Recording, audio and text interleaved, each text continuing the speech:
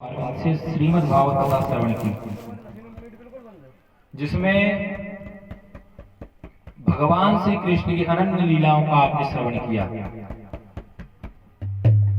भगवान श्री कृष्ण की सुंदर सुंदर लीलाएं ब्रज में होती हैं, तो ब्रज की ये पावन धारा और जहां पर श्रीमद् भागवत कथा हो वही ब्रज बन जाता है। तो इस पावनमयी धारा में हम और आप सभी लोग भी अवगाहन करते रहें। इसी प्रकार हमें श्रीमद् भागवत कथा श्रवण लाभ प्राप्त होती रहे। भगवान श्री कृष्ण से हम यही प्रार्थना करते हैं। क्यों? बोले प्रात समय उठ नींद से और प्रथम धरूं तेरा ध्यान, फिर दिन भर जो भी करूं आपके नाम। प्रात समय उठ नींद से प्रथम धरूं तेरा ध्यान, और फिर दिन भर जो भी करूं आपके नाम। भगवान श्री कृष्ण की पावनमयी धारा को, भगवान श्री कृष्ण के पावनमयी अमृतमयी नाम को प्रात समय हम लोग श्रवण करते हैं। क्यों? बोले फिर दिन भर जो भी करूं आपके नाम। फिर मैं दिन भर जो भी करूंगा वो सब आपके लिए ही करूंगा। ऐसा मन में भाव रखते हुए जब हम भगवान श्री कृष्ण का स्मरण करते हैं तो प्रभु कहते हैं, बोले सुभल समेत सुनहु से तराका, और मनोरथ पूर्ण होए में साका।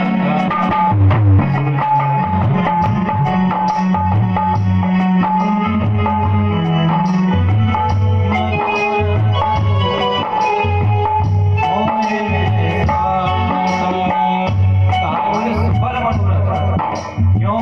बोले हमारे मनोरथ सभी पूर्ण हो जाते हैं। कब? जब हम नाम स्मरण करते हैं। नाम स्मरण कब करते हैं? और कलयुग में तो केवल नाम की ही महिमा है। तुलसीदास जी ने लिखा, कलयुग केवल नाम आधारा, तुम्हारे डर उतर न पारा।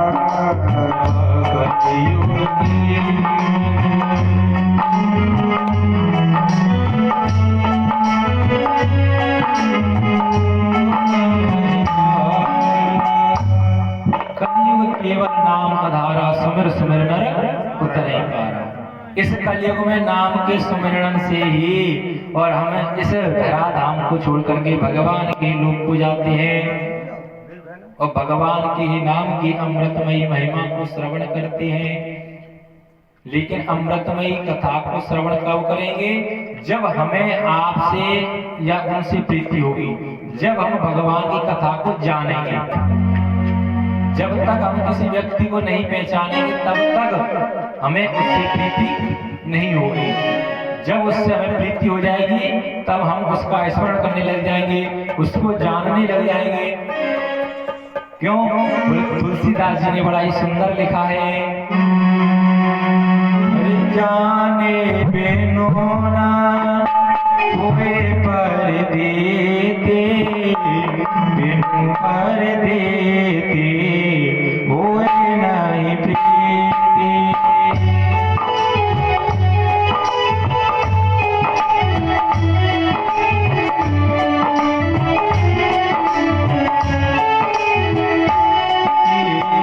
प्रीत बिना नहीं पति सब आए,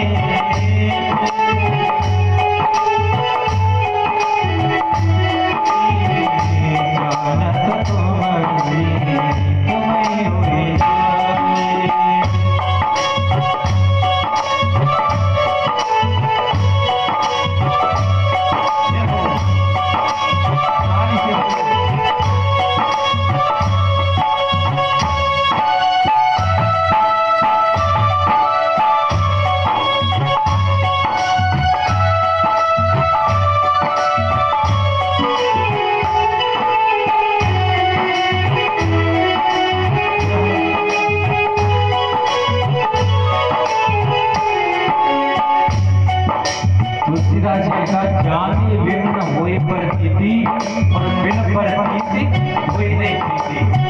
लेकिन प्रीति कब होगी? जब हमारे आपके माता पिता हमें श्रवण कराएंगे। तुलसीदास जी कहते हैं माता पिता बुलावे,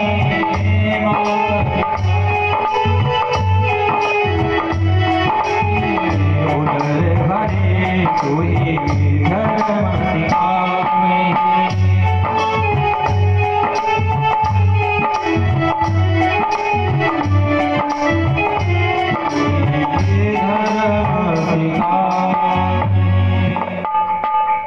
महाराज हम कथा को जाने कैसे, भगवान को जाने कैसे, क्यों? बोले माता पिता हमारे केवल एक ही शिक्षा देते हैं, क्या? बोले माता पिता बालकन बुलावे और उदर भरे सोई धर्म सिखावे। बोले बेटा केवल पेट भरने की शिक्षा आप ले लो, जाओ जाके इंजीनियर हो जाओ, जाकर के डॉक्टर बन जाओ, जाकर के वकील बन जाओ, पर भगवान की भक्ति मत करो। क्यों? मुझे डर लगता है कहीं संत ना बन जाए, कहीं बाबा जी ना बन जाए। जब माता पिता ही जब हमें उपदेश नहीं देते हैं, और बालक के प्रथम गुरु माता पिता होते हैं, जब तक माता पिता का ज्ञान नहीं होगा तब तक हम भगवान की इस भक्ति को, श्रीमद् भागवत कथा को हम नहीं जान पाएंगे। भगवान श्री कृष्ण को तब तक हम नहीं पहुंच पाएंगे वहां तक जहां भगवान निवास करते हैं। क्यों? बोले भगवान विष्णु कहते हैं कि नाहं वसामि वैकुंठे और न योगिनां हृदयेन च मद्भक्ता यत्र गायन्ति तत्र तिष्ठामि।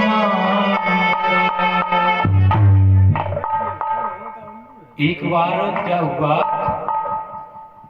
कि प्रभु श्री नारद जी महाराज हरि का गुणगान करते हुए भगवान श्री हरि के पास में पहुंच गए। जब भगवान श्री हरि के पास में पहुंचे तो उन्होंने कहा प्रभु आप ये बताइए कि आप निवास कहाँ करते हो? आपका कोई एक ऐसा स्थान होगा जहां पर आप विराजमान रहते हैं। आप क्षीर सागर में विराजमान रहते हैं या बैकुंठ रूप में विराजमान रहते हैं। आप विराजमान रहते कहाँ हो? आप कहां पर निवास करते हो? तो भगवान विष्णु कहते हैं नाहं वसामि वैकुंठे न योगिनां हृदयेन च। बोले अरे नारद अगर आप सोचो कि वैकुंठ में वास करता हूं तो वैकुंठ में भी वास नहीं करता हूं। अगर आप सोचो कि मैं योगियों के हृदय में वास करता हूँ तो मैं योगियों के भी हृदय में वास नहीं करता हूँ। बोले फिर? बोले मद्भक्ता यत्र गायन्ति, जहां मेरे भक्त गुणगान करते हैं, जहां पर कथा भागवत होती है, संकीर्तन होता है, भजन पूजा होती है, भगवान विष्णु वहां निवास करते हैं। जब ऐसा भगवान विष्णु के श्री मुख से नारद जी ने सुना तो प्रभु श्री नारद जी महाराज तो गदगद हो गए। और जब गदगद हो गए तो हरि का गुणगान करने लगे। बोले प्रभु अब मुझे किसी की जरूरत नहीं है। बोले क्यों? बोले मुझे अब आपकी भी जरूरत नहीं है। बोले क्यों भैया? बोले आपकी जरूरत क्यों नहीं है हमें?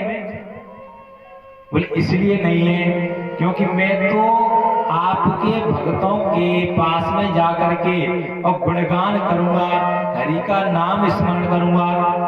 जब मैं हरि का नाम स्मरण करने लग जाऊंगा तो आप तो महाराज स्वतः ही आ जाओगे। जब ऐसा नारद जी के श्री मुख से भगवान विष्णु ने सुना तो भगवान विष्णु भाव विभोर हो गए और नारद जी से कहते हैं बोले जहां जिस भक्त को आपका आशीर्वाद मिल जाएगा, जिस भक्त पर आप अपना हाथ रख दोगे वह भक्त मेरा हो जाएगा, उसे मैं प्राप्त हो जाऊंगा। तभी तो 5 वर्ष की अवस्था में ध्रुव जी को भगवान मिले, प्रहलाद जी को भगवान मिले। क्यों? बोले सतगुरु नारद जी का उनके साथ में आशीर्वाद था। तो जब महाराज संतों का आशीर्वाद हमारे साथ में हो तब तो महाराज ये सब कृपा ही कृपा है। और यहाँ तो बड़ा ही सुंदर अवसर है कि संतों के सानिध्य में ही ये कथा चल रही है। परम पूज्य श्री महामंडलेश्वर स्वामी महाराज जी गुरुदेव भगवान के सानिध्य में हम आप कथा श्रवण कर रहे हैं और निरंतर 6 दिवस से हम कथा श्रवण कर रहे हैं। तो इस पावन धारा को तो महाराज कहते हैं वृंदावन से संयोगात्। ये वृंदावन ही स्वयं बन गया। क्यों?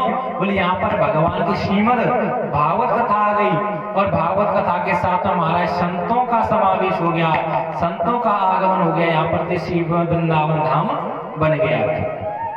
क्यों? भक्ति भी कहती है। बोले मैं कहाँ निवास करती हूँ? बोले भक्तों के हृदय में। जब नारद जी महाराज कथा श्रवण करवाने के लिए भक्ति महारानी को गंगा के तट पर ले गए, तो गंगा के तट पर ले गए तो भक्ति महारानी ने कहा प्रभु मैं निवास कहाँ करूं, मेरा आसन कहाँ है? तो कहते हैं भक्त हृदय स्वतेन च, आपका निवास भक्तों के हृदय में है। जब भक्तों के हृदय में निवास भक्ति महारानी का हो जाएगा महाराज, तो उनके जो दोनों पुत्र हैं ज्ञान वैराग्य, वो तो स्वतः ही चल कर के आ जाएंगे। क्यों? बोले माता से पुत्र अलग नहीं रह सकते हैं।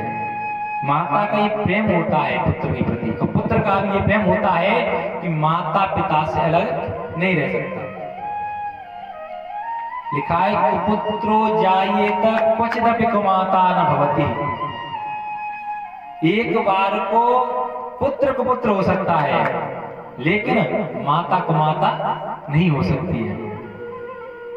पुत्र माता पिता को धिक्कार देगा, लेकिन माता पिता पुत्र को नहीं धिक्कारेंगे। क्यों?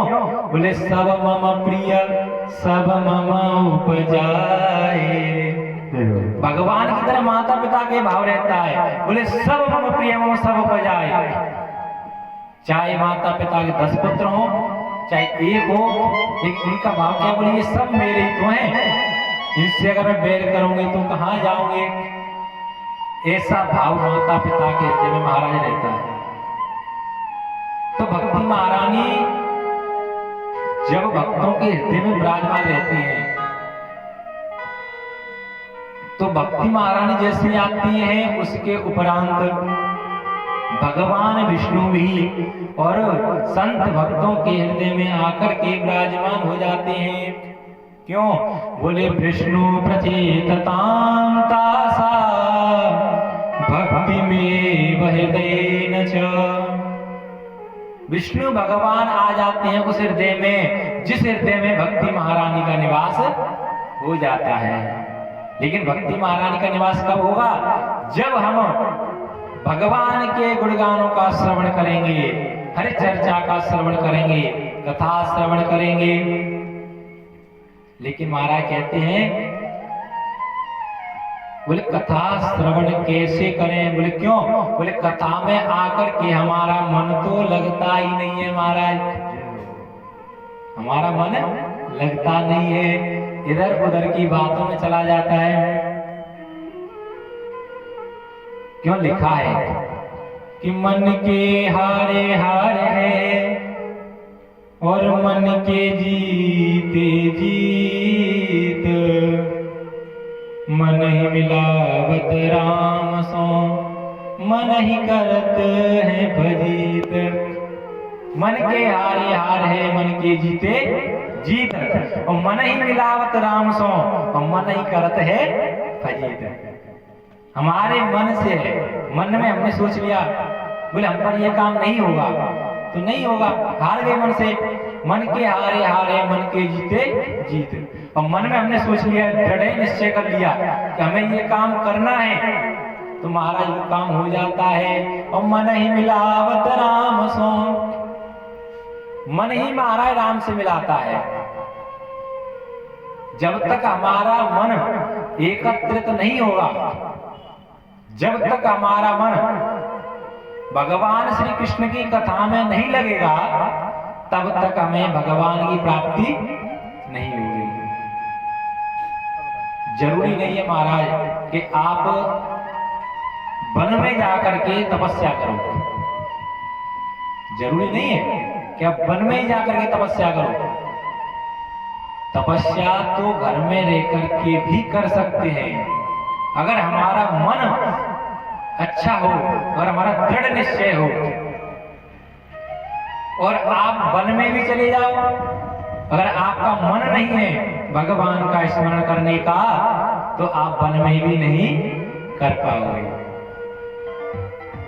आपने कथा श्रवण की थी प्रियव्रत जी की, उसमें क्या आया? बोले प्रियव्रत जी महाराज वन में गए, किस लिए गए? बोले भगवान का भजन करने के लिए।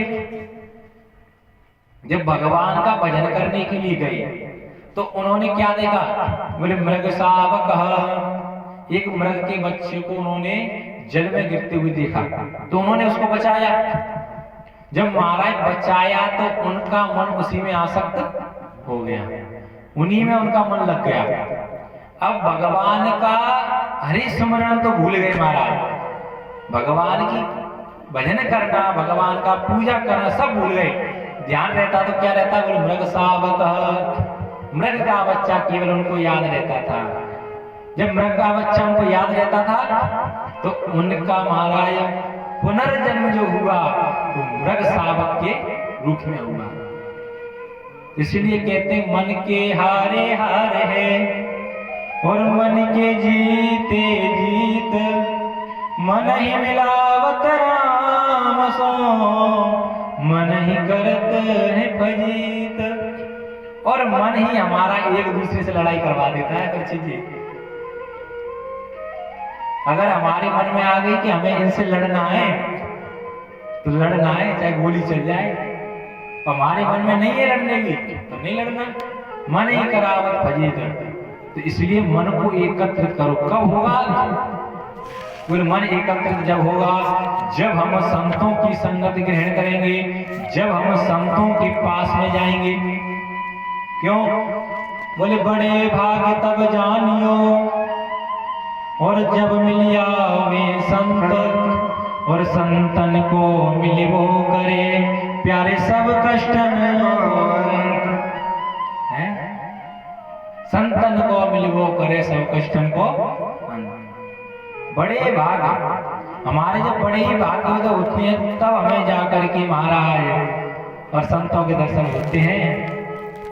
हमारे यहाँ तो देखो संतों का मेला ही लग रहा है हमारा 8 दिन से है। हाँ, ये तो बड़ी कृपा है। और बस महाराज मन की तरंगों को आप मार लो। कहते हैं बड़े सुंदर एक भजन लिखा है कि आदत बुरी सुधार लो, आदत बुरी सुधार लो, बस हो गया